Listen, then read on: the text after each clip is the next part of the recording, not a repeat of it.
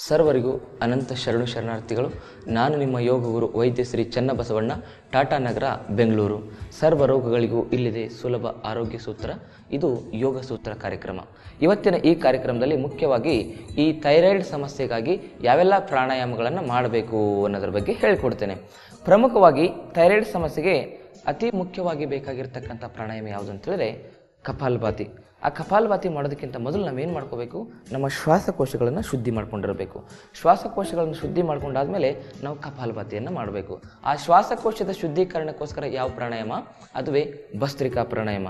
ಭಸ್ತ್ರಿಕಾ ಪ್ರಾಣಾಯಾಮನ ಏನು ಮಾಡಬೇಕು, ಮೊದಲು ಯಾವ ಕಡೆ ಕಟ್ಕೊಂಡಿರ್ತದಲ್ಲ ಅದನ್ನು ಓಪನ್ ಮಾಡ್ಕೋಬೇಕು. ಅದನ್ನು ಓಪನ್ ಮಾಡ್ಕೊಳ್ಳಿಕ್ಕೆ ಯಾವುದು ಕಡಿಮೆ ಬರ್ತಾ ಇರ್ತದೆ ಆ ಕಡೆಗೆ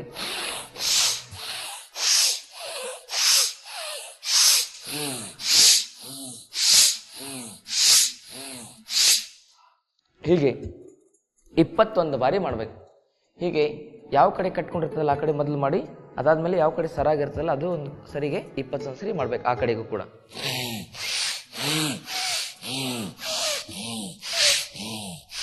ಒಂದ್ಸರಿ ಉಸಿರು ತಗೊಂಡು ಒಂದ್ಸರಿ ಬಿಟ್ಟರೆ 1 ಕೌಂಟ್ ಆಯಿತು.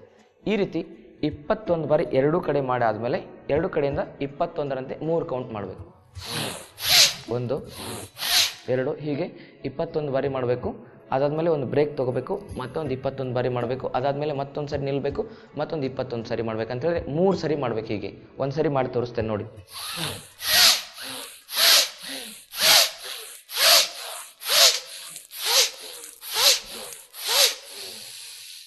ಕುಂಭ ಎಕ್ಸೇಲ್ ಮಾಡ್ತಾ ವಿಶ್ರಾಂತಿ, ರಿಲ್ಯಾಕ್ಸ್. ಉಸಿರನ್ನು ಗಮನಿಸಬೇಕು, ಗಂಟಲನ್ನು ಗಮನಿಸಬೇಕು. ಶರೀರದಲ್ಲಿ ಆಗ್ತಕ್ಕಂಥ ರಕ್ತ ಸಂಚಾರದ ಬಗ್ಗೆ ಗಮನ ಇರಬೇಕು. ಕಂಠವನ್ನು ಗಮನಿಸಬೇಕು. ನಮ್ಮ ಕಂಠಕ್ಕೆ ವಿಶುದ್ಧಿ ಚಕ್ರ ಅಂತ ಕರೀತಾರೆ. ಇಲ್ಲಿ ಮೇಘನಾದ ಇರ್ತದೆ. ಆ ನಾದದಲ್ಲಿ ಏನಾದರೂ ವ್ಯತ್ಯಾಸ ಆದರೆ ಏನಾಗುತ್ತೆ, ಆ ಸಮಸ್ಯೆ ಬರ್ತದಕ್ಕೆ ನಾವೇನು ಮಾಡಬೇಕು, ಕಂಠವನ್ನು ಗಮನಿಸ್ತಾ ಹೋಗಬೇಕು. ಯಾವಾಗ ಕಂಠವನ್ನು ಗಮನಿಸ್ತೇವೆ ಅವಾಗ ಕಂಠ ಶುದ್ಧಿ ಆಗುತ್ತೆ. ಯಾರ ಕಂಠ ಶುದ್ಧಿ ಇರುತ್ತೆ ಅವ್ರ ಮಾತಿನಲ್ಲಿ ದಮ್ ಇರುತ್ತೆ. ಈ ಕೆಲವು ಜನ ಒದರ್ತಿರ್ತಾರೆ, ಹಂಗೆ ಒದರೋಗತ್ತಾಗ ನಾಯಿ ಒದರ್ದಂಗೆ ಒದರ್ತೀಯ ಅಂತ ಹೇಳ್ತಾರೆ. ಯಾಕಂತೇಳಿದ್ರೆ ಆ ಮಾತಿನಲ್ಲಿ ದಮ್ ಇರಬೇಕು ಅಂತೇಳಿದ್ರೆ ಕಂಠ ಶುದ್ಧವಾಗಿರ್ಬೇಕು. ಅದಕ್ಕೆ ವಾಕ್ ಸಿದ್ಧಿ ಅಂತ ಹೇಳ್ತಾರೆ. ಕೆಲವು ಜನ ಮಾತಾಡಿದ ತಕ್ಷಣ ಆ ಕೆಲಸ ಆಗಿಬಿಡುತ್ತೆ. ಕೆಲವು ಜನ ಏನೇ ಮಾತಾಡಲಿ ಅದು ಹಾಗೆ ಆಗುತ್ತೆ. ಅದಕ್ಕೆ ಸತ್ಯವಾಗಿರ್ತಕ್ಕಂಥ ಕಂಠ ಅಂತ ಹೇಳ್ತಾರೆ. ಇವಾಗ ಏನಾಗಿದ್ದಾರೆ ಅಂತೇಳಿ ಸುಳ್ಳು ಕಂಠಗಳು ಜಾಸ್ತಿ ಆಗಿಬಿಟ್ಟಿದ್ದಾವೆ. ಅದಕ್ಕೆ ಸತ್ಯವಾಗಿರ್ತಕ್ಕಂಥ ಕಂಠ ಇದ್ದರೆ ಮಾತ್ರ ಕಂಠ ಶುದ್ಧಿ ಅಂತ ಕರೀತಾರೆ. ಅದು ತಾತ್ವಿಕವಾಗಿ ಮತ್ತು ಅದೇನಾಯ್ತು ಅಂತೇಳಿದ್ರೆ ಆಧ್ಯಾತ್ಮಿಕವಾಗಿ ಆಯಿತು. ಈಗ ಸತ್ಯಯುತವಾಗಿರ್ತಕ್ಕಂಥ ಕೆಲವೊಂದಿಷ್ಟು ವಿಚಾರಗಳನ್ನ ಹೇಳ್ತೇನೆ ನೋಡಿ. ಈ ನಮ್ಮ ಕಂಠ ಇದೆ ಅಲ್ವಾ, ಇಲ್ಲಿ ಒಂದು ಗ್ರಂಥಿ ಇದೆ ಅಂತ ಹೇಳಿದ್ರೆ ಅದಕ್ಕೆ ಥೈರಾಯ್ಡ್ ಗ್ರಂಥಿ ಅಂತ ಹೇಳ್ತಾರೆ. ಯಾವಾಗ ನಮ್ಮ ಶ್ವಾಸಕೋಶ ಶುದ್ಧಿ ಆಗುತ್ತೆ ಅವಾಗ ಏನಾಗುತ್ತೆ, ಆಟೋಮೆಟಿಕಲಿ ಈ ಭಾಗದಲ್ಲಿ ಇರ್ತಕ್ಕಂಥ ಒಂದು ಪೈಪ್ ಇರುತ್ತೆ, ಅದಕ್ಕೆ ಟ್ರೆಕ್ಕಿಯಾ ಅಂತ ಕರೀತಾರೆ. ಶ್ವಾಸದ ನಾಳ ಮತ್ತು ಅನ್ನನಾಳ ಎರಡೂ ಸೇರಿ ಅದಕ್ಕೆ ಟ್ರೆಕ್ಕಿಯಾ ಅಂತ ಕರೀತಾರೆ. ಅದು ಶುದ್ಧವಾಗ್ತಾ ಹೋಗುತ್ತೆ. ಯಾವಾಗ ಅದು ಪೈಪ್ ಶುದ್ಧವಾಗ್ತಾ ಹೋಗುತ್ತೆ ಈ ಭಾಗದಲ್ಲಿ ಇರ್ತಕ್ಕಂಥ ಎಲ್ಲ ಸಮಸ್ಯೆಗಳು ವಾಸಿ ಆಗುತ್ತೆ. ನೀವೇನು ಮಾಡ್ತೀರಾ, ಈ ಭಸ್ತ್ರಿಕಾ ಮಾಡಿದ ತಕ್ಷಣ ಉಸಿರನ್ನು ಕುಂಭಕ್ ಮಾಡ್ತಿರಲ್ಲ, ಕುಂಭಕ್ ಮಾಡಿದಾಗ ಇಲ್ಲಿ ಜಾಸ್ತಿ ಗಟ್ಟಿಯಾಗಿ ಹಿಡ್ಕೋಬೇಕು. ಇಲ್ಲಿ ಸಾಧ್ಯ ಆದರೆ ಹಿಂಗೆ ಜಾಲಂಧರ ಬಂದು ಹಾಕಿ. ಭಸ್ತ್ರಿಕಾ ಮಾಡಿದ ತಕ್ಷಣ ಥೈರಾಯ್ಡ್ ಸಮಸ್ಯೆ ಇರ್ತಕ್ಕಂಥವ್ರು ಜಾಲಂಧರ ಬಂದು ಹಾಕ್ಬೇಕು. ಹಿಂಗೆ ಒಂದು 21 ಸರಿ ಮಾಡ್ತಿರಲ್ಲ, ಈಗ 21 ಸರಿ ಮಾಡಿದ ತಕ್ಷಣ ಏನು ಮಾಡಬೇಕು, ಉಸಿರು ತೆಗೆದುಕೊಂಡು ಹೋಲ್ಡ್ ಮಾಡಿ ಜಾಲಂಧರ ಬಂದು ಹಾಕಬೇಕು. ಕತ್ ಮೇಲೆತ್ತಿ ಉಸಿರು ಬಿಡ್ಬೇಕು. ಮತ್ತು ನಾನು ಇನ್ನೊಂದು ಏನು ಹೇಳಿದೆ ಅಂತೇಳಿದ್ರೆ ಅನಿಯಮಿತ ಜೀವನ ಶೈಲಿ ಅಂತೇಳಿದ್ರೆ ಈ ಥೈರಾಯ್ಡ್ ಗ್ರಂಥಿ ಇದೆಯಲ್ಲ ಇದು ರಾತ್ರಿ 10 ಗಂಟೆ ಆದ ತಕ್ಷಣ ಕೆಲಸವನ್ನು ಮಾಡ್ಲಿಕ್ಕೆ ಶುರು ಮಾಡುತ್ತೆ. ಯಾವಾಗ ನಾವು ರಾತ್ರಿ 10 ಗಂಟೆ ಆದಮೇಲೂ ಕೂಡ ಎಚ್ಚರ ಇರ್ತೀವಲ್ಲ, ಆ ಕೆಲಸ ಮಾಡೋದ್ರಲ್ಲಿ ಏನಾಗುತ್ತೆ, ಅದಕ್ಕೆ ತೊಂದರೆ ಆಗುತ್ತೆ. ಅವಾಗ ಅದು ಕೆಲಸ ಮಾಡೋದನ್ನು ಕಡಿಮೆ ಮಾಡುತ್ತೆ ಅಥವಾ ನಿಲ್ಲಿಸೇ ಬಿಡುತ್ತೆ. ಅದಕ್ಕೆ ಥೈರಾಯ್ಡ್ ಸಮಸ್ಯೆ ಇರೋರು 10 ಗಂಟೆ ಒಳಗಡೆ ಮಲಗ್ತಕ್ಕಂಥ ಅಭ್ಯಾಸವನ್ನು ಮಾಡ್ಕೋಬೇಕು. 10 ಗಂಟೆ ಮೇಲೆ ಮಲಗಿದರೆ ಅದು ಆಗಲ್ಲ. ಯಾಕಂತೇಳಿ ಮೂಲವಾಗಿರ್ತಕ್ಕಂಥ ಕಾರಣ ಅಲ್ಲಿ ಇರುತ್ತೆ. ಇದಾದಮೇಲೆ ಇನ್ನೊಂದು ನಾವು ಅರ್ಥ ಮಾಡ್ಕೊಳ್ಬೇಕಾಗಿರ್ತಕ್ಕಂಥದ್ದು ಏನು ಅಂತೇಳಿದ್ರೆ, ಈ ಥೈರಾಯ್ಡ್ ಸಮಸ್ಯೆ ಬಂದಿದೆ ಅಂತ ಹೇಳಿದ್ರೆ ಅದಕ್ಕೆ ಮೂಲವಾಗಿರ್ತಕ್ಕಂಥ ಕಾರಣ ಯಾವುದು ಅಂತೇಳಿದ್ರೆ ಮುಟ್ಟಿನ ಸಮಸ್ಯೆ. ಮುಟ್ಟಿನ ಸಮಸ್ಯೆ ಬಂದರೆ ಥೈರಾಯ್ಡ್ ಸಮಸ್ಯೆ ಬರುತ್ತೆ, ಥೈರಾಯ್ಡ್ ಸಮಸ್ಯೆ ಬಂದರೆ ಮುಟ್ಟಿನ ಸಮಸ್ಯೆ ಬರುತ್ತೆ. ಈ PCOD ಸಮಸ್ಯೆಗೂ ಮೂಲ ಕಾರಣ ಥೈರಾಯ್ಡ್ ಸಮಸ್ಯೆ, ಥೈರಾಯ್ಡ್ ಸಮಸ್ಯೆಗೆ ಮೂಲ ಕಾರಣ PCOD. ಇವೆಲ್ಲ ಏನಂತ ಹೇಳಿದ್ರೆ ಇಂಟ್ರಿಕೋ ರಿಲೇಟೆಡ್ ಇದ್ದಂಗೆ ಇರ್ತವೆ. ಅದಕ್ಕೆ ಹೆಣ್ಣು ಮಕ್ಕಳಾಗಿರ್ತಕ್ಕಂಥವ್ರು ಮುಟ್ಟಿನ ಸಂದರ್ಭದಲ್ಲಿ ಏನಾದರೂ ಸಮಸ್ಯೆ ಆಗ್ತಿದ್ರೆ ಅಥವಾ ಇರ್ರೆಗ್ಯುಲರ್ ಆಗ್ತಾಯಿದ್ರೆ ಏನು ಮಾಡಬೇಕು ಅಂತ ಹೇಳಿದರೆ ಬಳೆಯನ್ನು ಹಾಕೋಬೇಕು ಜಾಸ್ತಿ. ಈಗ ಬಳೆ ಹಾಕೊಳ್ಳೋರೆ ಇಲ್ದಂಗೆ ಆಗೋಗ್ಬಿಟ್ಟಿದೆ. ಯಾವಾಗ ನಾವು ಬಳೆ ಹಾಕ್ಕೊಳ್ತೇವೆ ಅವಾಗ ಏನಾಗುತ್ತೆ, ನಮ್ಮ ಗರ್ಭಕೋಶ ಚೆನ್ನಾಗಿರುತ್ತೆ. ಯಾವಾಗ ನಾವು ಬಳೆ ಹಾಕ್ಕೊಳ್ತೀವಿ ಇಲ್ಲಿ ಅಕ್ಯುಪ್ರೆಷರ್ ಆಗ್ತಾ ಇರುತ್ತೆ. ಈಗ ಬಳೆ ಹಾಕೊಳ್ಳದೆ ಇರತಕ್ಕಂಥ ಸಮಯದಲ್ಲಿ ಏನಾಗ್ತದೆ, ಹೆಣ್ಣು ಮಕ್ಕಳಿಗೆ ಮುಟ್ಟಿನ ಸಮಸ್ಯೆ ಬರ್ತಾ ಇದೆ. ಮುಟ್ಟಿನ ಸಮಸ್ಯೆಯಿಂದ ಥೈರಾಯ್ಡ್ ಸಮಸ್ಯೆ ಬರುತ್ತೆ, ಥೈರಾಯ್ಡ್ ಸಮಸ್ಯೆಯಿಂದ ಮುಟ್ಟಿನ ಸಮಸ್ಯೆ ಬರುತ್ತೆ. ಅದಕ್ಕೆ ಬಳೆ ಹಾಕೋಬೇಕು, ಇಲ್ಲಿ ಒತ್ಕೋಬೇಕು ಹಿಂಗೆಲ್ಲ, ಅಂದರೆ ಥೈರಾಯ್ಡ್ ಸಮಸ್ಯೆ ಕಡಿಮೆ ಆಗುತ್ತೆ. ಥೈರಾಯ್ಡ್ ಸಮಸ್ಯೆಗೆ ಅತಿ ಮುಖ್ಯವಾಗಿರ್ತಕ್ಕಂಥ ಕಾರಣ ಯಾವುದು ಅಂತ ಹೇಳಿದರೆ ಅದು ಆಹಾರ ಪದ್ಧತಿ. ಆಹಾರ ಪದ್ಧತಿ ಯಾವಾಗ ನಾವು ಈ ಥೈರಾಯ್ಡ್ ಸಮಸ್ಯೆಗೆ ಬರ್ತಕ್ಕಂಥ ಆಹಾರ ಪದಾರ್ಥಗಳನ್ನು ತಿಂತೀವಿ ಅಂತ ಹೇಳಿದ್ರೆ, ಈ ಹೂಕೋಸು ಅಂತ ಕರೀತಾರೆ ನೋಡಿ, ಹೂಕೋಸನ್ನು ತಿನ್ನೋದ್ರಿಂದ ಥೈರಾಯ್ಡ್ ಜಾಸ್ತಿ ಆಗ್ತಾ ಹೋಗುತ್ತೆ. ಈಗ ನಾನು ಹೇಳಿದ್ನಲ್ಲ ಮೊದಲೇ, ಅಯೋಡಿನ್ ಉಪ್ಪನ್ನು ತಿನ್ನಬಾರ್ದಂತ. ಅಯೋಡಿನ್ ಉಪ್ಪು ತಿಂದೆ ಸೈಂಧವ ಲವಣ ತಿನ್ನಬೇಕು, ಅದನ್ನು ತಿನ್ನೋದ್ರಿಂದ ಥೈರಾಯ್ಡ್ ಸಮಸ್ಯೆ ಕಡಿಮೆ ಆಗುತ್ತೆ. ಮತ್ತು ಥೈರಾಯ್ಡ್ ಸಮಸ್ಯೆ ಬಂದಿದೆ ಅಂತ ಹೇಳಿದರೆ ಮುಖ್ಯವಾಗಿ ನಾವು ಕಂಠ ಶುದ್ಧಿಯನ್ನು ಮಾಡ್ಕೋಬೇಕಾಗುತ್ತೆ.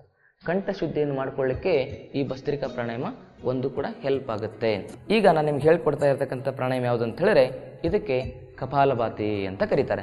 ಕಪಾಲಭಾತಿ ಮಾಡೋದ್ರಿಂದ ಏನಾಗುತ್ತೆ ಅಂತ ಹೇಳಿದ್ರೆ, ನಮ್ಮ ಥೈರಾಯ್ಡ್ ಗ್ರಂಥಿಯಲ್ಲಿ ಜೀವಕೋಶಗಳ ಪುನರುತ್ಪತ್ತಿ ಆಗುತ್ತೆ. ಮತ್ತು ಕಪಾಲಭಾತಿ ಮಾಡೋದ್ರಿಂದ ಥೈರಾಯ್ಡ್ ಸಮಸ್ಯೆ ಸಂಪೂರ್ಣವಾಗಿ ಸರಿಯಾಗುತ್ತೆ. ಅದಕ್ಕೆ ಒಂದು ಮುದ್ರೆ ಮುಖಾಂತರ ಮಾಡಬೇಕು. ಈ ಥೈರಾಯ್ಡ್ ಸಮಸ್ಯೆಗಾಗಿ ಒಂದು ಮುದ್ರೆ ಇದೆ, ಅದಕ್ಕೆ ಏನು ಹೇಳ್ತಾರೆ ಅಂತ ಹೇಳಿದ್ರೆ ಶಂಖ ಮುದ್ರೆ ಅಂತ ಹೇಳ್ತಾರೆ. ಆ ಮುದ್ರೆ ಯಾವುದು ನೋಡಿ, ಈ ಎಡಗೈ ಇದು ಎಡಗೈ ಅಲ್ವಾ, ಈ ಎಡಗೈನ ಹಿಂಗೆ ಇಟ್ಕೋಬೇಕು. ಹಿಂಗೆ ಇಟ್ಕೊಂಡ್ಮೇಲೆ ಇದರೊಳಗಡೆ ಈ ಥರ ಬಳ್ಳ ಹಾಕ್ಬೇಕು. ಎಡಗೈಯಲ್ಲಿ ಬಲಗೈ ಹೆಬ್ಬೆಲ್ಲ ಹಿಂಗೆ ಇಟ್ಕೋಬೇಕು, ಎಡಗೈಯನ್ನು ಹಿಂಗೆ ಮಡಚ್ಕೋಬೇಕು. ಈ ಬಳ್ಳು ನೇರವಾಗಿರುತ್ತೆ, ಈ ಕೈಯನ್ನು ಇಲ್ಲಿ ಸ್ಪರ್ಶ ಮಾಡ್ಕೋಬೇಕು. ಈ ಮಧ್ಯದ ಬೆರಳಿದೆ ಅಲ್ವಾ, ಮಧ್ಯದ ಬೆರಳು ಹೆಬ್ಬೆಳಿಗೆ ಸ್ಪರ್ಶ ಆಗಬೇಕು. ನೋಡಿ ಶಂಖಾಕೃತಿ ಇದೆ, ಶಂಖದ ಆಕೃತಿಯೇ ಇದೆ ಇದು ಅಲ್ವಾ. ಇದೇ ರೀತಿ ನಾವೇನು ಮಾಡಬೇಕು, ಹೃದಯ ಸ್ಥಾನಕ್ಕೆ ತೆಗೆದುಕೊಂಡು ಬರಬೇಕು. ಈ ರೀತಿ ಕುತ್ಕೊಂಡಾದ್ಮೇಲೆ ಕಪಾಲಭಾತಿ ಅಭ್ಯಾಸ ಮಾಡ್ಬೇಕು. ಹೆಂಗೆ,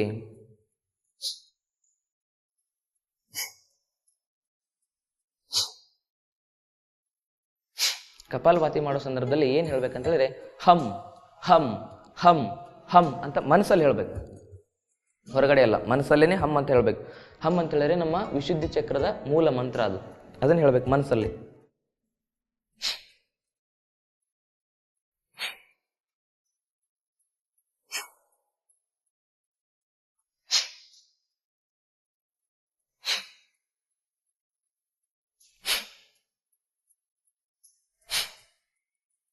ಕತ್ತು ನೇರವಾಗಿರ್ಬೇಕು, ಕತ್ತು ಬಗ್ಸಿ ನಿಮ್ಗೆ ಥೈರಾಯ್ಡ್ ಸಮಸ್ಯೆ ಬಂದಿರುತ್ತೆ, ಕತ್ತು ನೇರವಾಗಿರ್ಬೇಕು.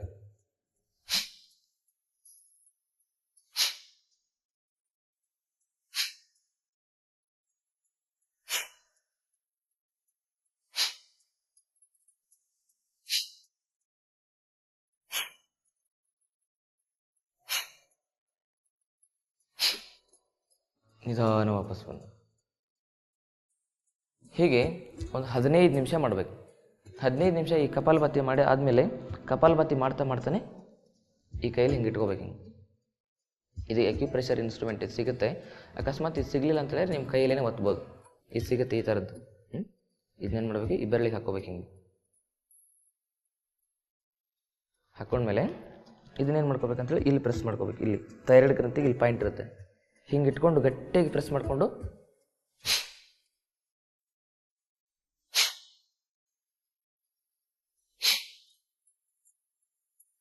ಯಾರಿಗೆ ಥೈರಾಯ್ಡ್ ಇರುತ್ತೆ ಅವ್ರಿಗೆ ನೋವು ಬರುತ್ತೆ ಹಿಂಗೆ ಇಟ್ಕೊಂಡಾಗ. ಅಕಸ್ಮಾತ್ ನಿಮ್ಮ ಹತ್ರ ಇದಿರಲಿಲ್ಲ ಅಂದರೆ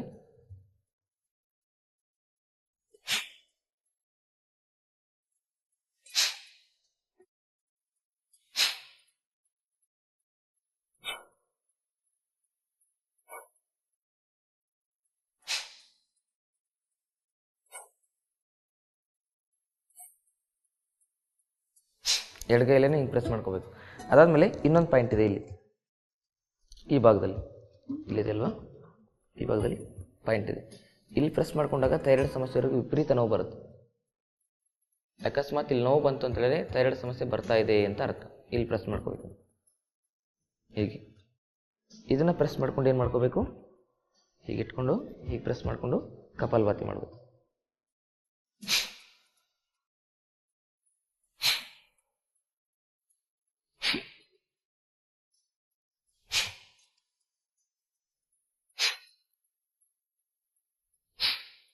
ಗಂಟಲನ್ನು ಗಮನಿಸಬೇಕು, ಜೋರಾಗಿ ಪ್ರೆಸ್ ಮಾಡಬೇಕಿಲ್ಲಿ.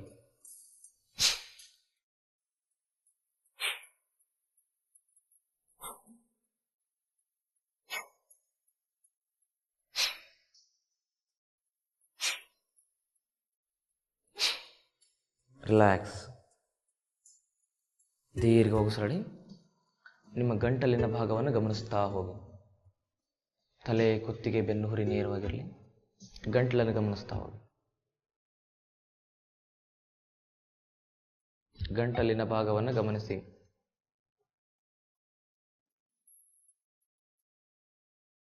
ಅಲ್ಲಿ ಪ್ರೆಸ್ ಮಾಡೋದ್ರಿಂದ ಏನಾಗುತ್ತೆ, ಥೈರಾಯ್ಡ್ ಸಮಸ್ಯೆ ಸಂಪೂರ್ಣವಾಗಿ ವಾಸಿ ಆಗುತ್ತೆ. ಅದಾದ್ಮೇಲೆ ಹೀಗೆ ಇಟ್ಕೋಬೇಕು ಕೈನ, ಹಿಂಗೆ ಈ ರೀತಿ ಉಜ್ಬೇಕು. ಹಿಂಗೆ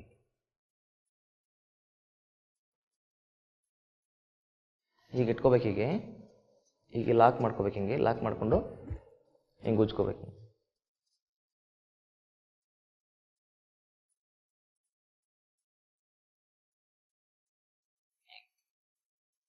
ಹೀಗೆ ಉಜ್ತಾ ಏನು ಮಾಡಬೇಕು, ಕಪಾಲಭಾತಿ ಮಾಡಬೇಕು.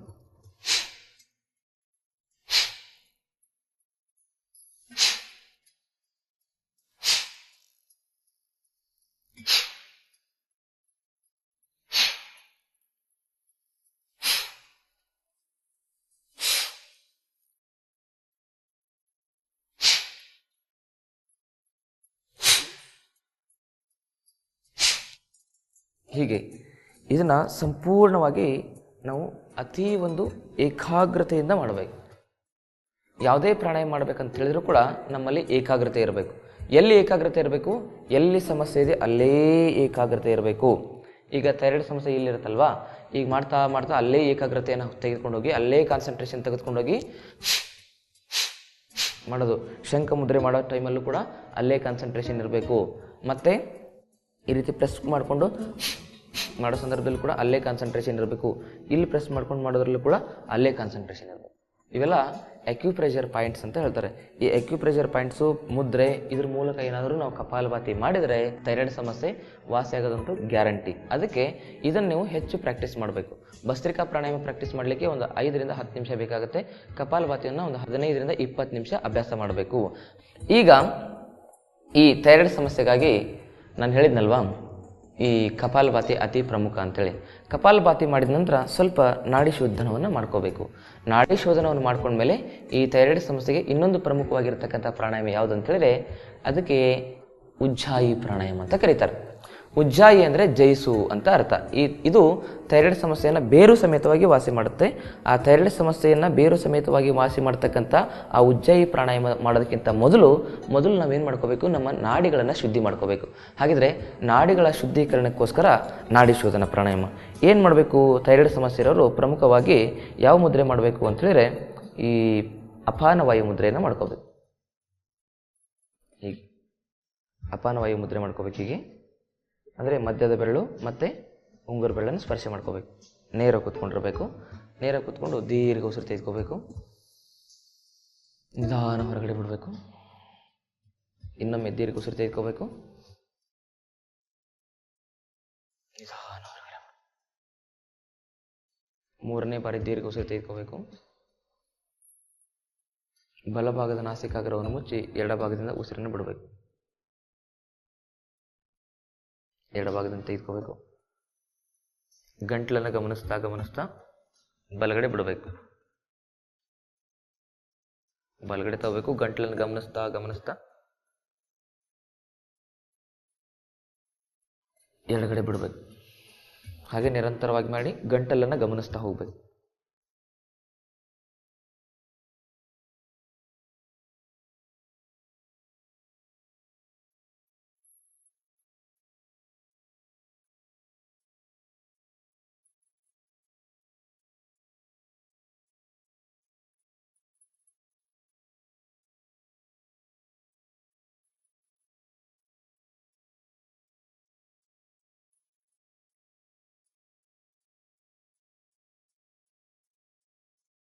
ಉಸಿರು ತೆಗೆದುಕೊಳ್ತಾ ಹಮ್ ಅನ್ಬೇಕು. ಉಸಿರು ಬಿಡ್ತಾ ಓಂ ಅಂತ ಹೇಳ್ಬೇಕು ಮನಸ್ಸಲ್ಲಿ.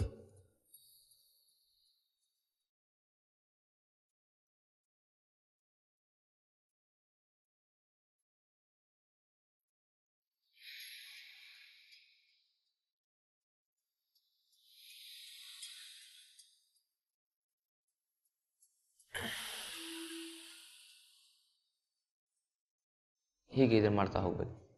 ಎಡಗಡೆ ಪ್ರಾರಂಭ ಮಾಡಿ ಎಡಗಡೆನೇ ಕೊನೆ ಮಾಡಬೇಕು. ಇದಾದ ಮೇಲೆ ಉಜ್ಜಯಿ ಪ್ರಾಣಾಯಾಮ ಮಾಡಬೇಕು. ಉಜ್ಜಯಿ ಹೇಗೆ, ಈ ಶಂಖ ಮುದ್ರೆ ಇಟ್ಕೋಬೇಕು. ಮೊದಲು ಶಂಖ ಮುದ್ರೆ ಇಟ್ಕೊಂಡು ನೇರ ಕೂತ್ಕೋಬೇಕು.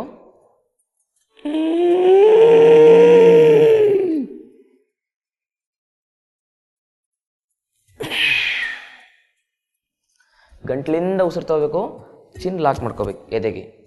ನೋಡಿ,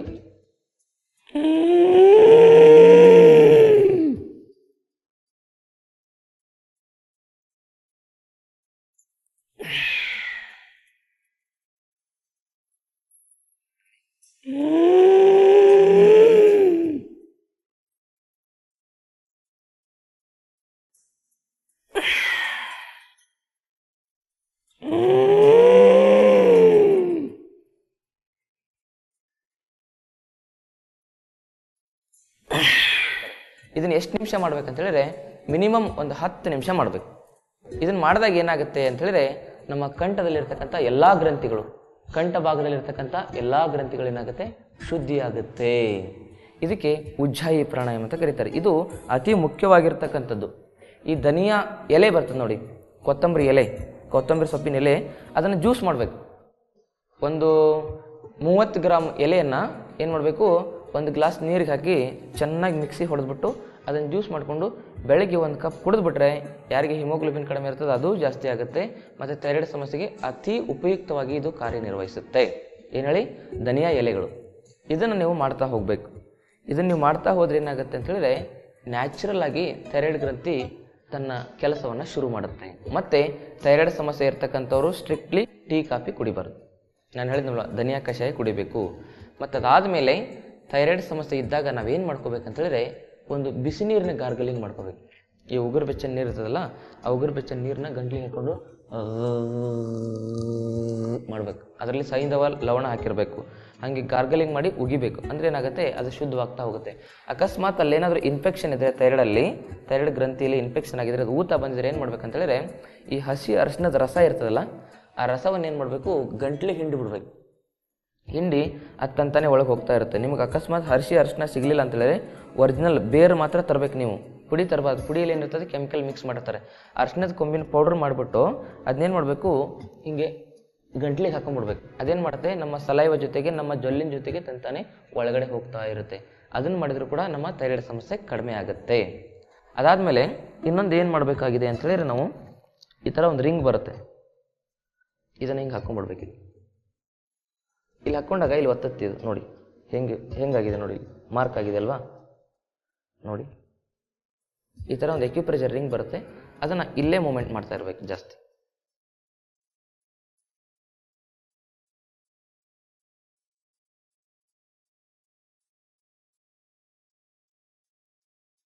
ಹೇಗೆ ಇದು ಮಾಡಿದ ಮೇಲೆ ಏನು ಮಾಡಬೇಕು, ಥೈರಾಯ್ಡ್ ಸಮಸ್ಯೆ ಇರೋರು ಹಿಂಗೆ ಹಾಕ್ಕೊಳ್ಳಿ, ಹಿಂಗೆ ಇಟ್ಕೊಂಡು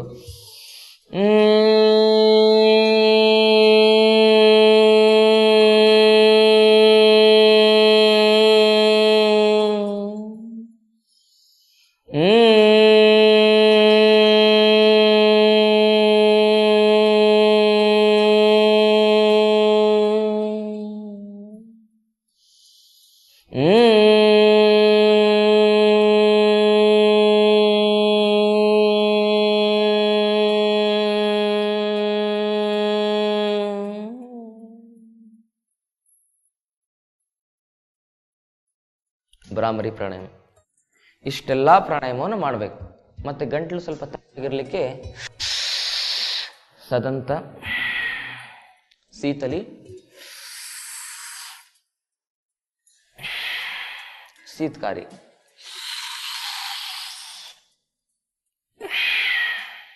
ಈ 3 ಅಭ್ಯಾಸ ಮಾಡಬೇಕು. ಎಷ್ಟು ಪ್ರಾಣಾಯಾಮ? ಭಸ್ತ್ರಿಕಾ, ಕಪಾಲಭಾತಿ, ನಾಡಿ ಶೋಧನ, ಉಜ್ಜಾಯಿ, ಶೀತಲಿ, ಶೀತಕಾರಿ, ಭ್ರಾಮರಿ. ಇವಿಷ್ಟು ಪ್ರಾಣಾಯಾಮಗಳು ನಮ್ಮ ಥೈರಾಯ್ಡ್ ಸಮಸ್ಯೆಗೆ ಅತಿ ಉಪಯುಕ್ತಕಾರಿಯಾಗಿ ಕೆಲಸವನ್ನು ನಿರ್ವಹಿಸುತ್ತೆ. ಇವಿಷ್ಟೆಲ್ಲ ಏನಂತ ಹೇಳಿದ್ರೆ ಥೈರಾಯ್ಡ್ ಸಮಸ್ಯೆಗೆ ಮೇನ್ ಪ್ಯಾಕೇಜ್ ಇದು. ಇದನ್ನು ಮಾಡಿದ್ರೆ 2 ತಿಂಗಳ ಒಳಗಾಗಿ ನಿಮ್ಮ ಥೈರಾಯ್ಡ್ ಸಮಸ್ಯೆ ನಿವಾರಣೆ ಆಗುತ್ತೆ ಅಂತಕ್ಕಂಥ ಭರವಸೆಯನ್ನು ಕೊಡ್ತಾ, ಇನ್ನು ನಾಳಿನ ಕಾರ್ಯಕ್ರಮದಲ್ಲಿ ಮತ್ತೊಂದು ವಿಶೇಷತೆ ಅಂತ ಹೇಳಿದ್ರೆ ಈ BP ಸಮಸ್ಯೆಗಾಗಿ ಯಾವೆಲ್ಲ ಯೋಗ ಮಾಡಬೇಕು, ಬ್ಲಡ್ ಪ್ರೆಷರ್ ಅಂತ ಎಲ್ಲರಿಗೂ ಜಾಸ್ತಿ ಆಗಿಬಿಟ್ಟಿದೆಯಲ್ಲ, ಆ ಬ್ಲಡ್ ಪ್ರೆಷರ್ನ ಹೇಗೆ ನಿವಾರಣೆ ಮಾಡ್ಕೋಬೇಕು ಅನ್ನೋದ್ರ ಬಗ್ಗೆ ನಿಮಗೆ ಸಂಪೂರ್ಣ ಇರತಕ್ಕ ಮಾಹಿತಿಯನ್ನು ಕೊಡ್ತೇನೆ. ಅಲ್ಲಿವರೆಗೂ ಸರ್ವರಿಗೂ ಅನಂತ ಶರಣಾರ್ಥಿಗಳು. ಜಾಯಿಂಟ್ಸ್ಗಳನ್ನು ಯಾವಾಗ ನಾವು ಸಡಿಲ ಮಾಡ್ಕೊಳ್ತೀವಲ್ಲ ಆವಾಗ ನಮ್ಮ ರಕ್ತದ ಒತ್ತಡ ಕಡಿಮೆ ಆಗುತ್ತೆ. ಬಿ ಪಿ ಸಮಸ್ಯೆ ಇರ್ತಕ್ಕಂಥವ್ರಿಗೆ ಮುಖ್ಯವಾಗಿ ಉಸಿರು ತುಂಬ ಇಂಪಾರ್ಟೆಂಟು. ಬಿಡಬೇಕು. ರಕ್ತ ಸಂಚಾರ ಸರಿಯಾದರೆ ಬಿ ಪಿ ನಾರ್ಮಲ್ ಅಂತ ಅರ್ಥ. ಆಸನ ಮಾಡೋದು ಇಂಪಾರ್ಟೆಂಟ್ ಅಲ್ಲ, ಹೇಗೆ ಮಾಡ್ತೀವೋ ಅದು ತುಂಬ ಇಂಪಾರ್ಟೆಂಟ್.